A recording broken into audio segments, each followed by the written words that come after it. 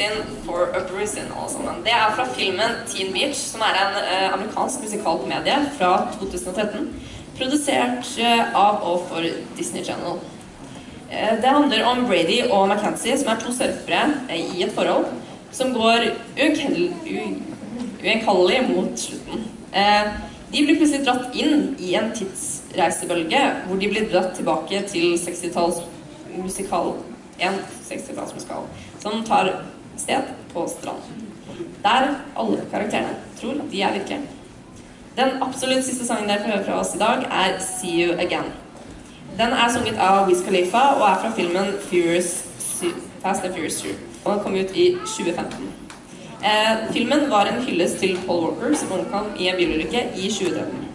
I filmen blir sangen spilt i sluttscenen, mens 3 biler kjører på en vei over store sletter. En av bilene tar av når de kommer til en avkjøring, og bilen forsvinner i horisonten. Dette det som illustrerte Paul Walkers bortgang.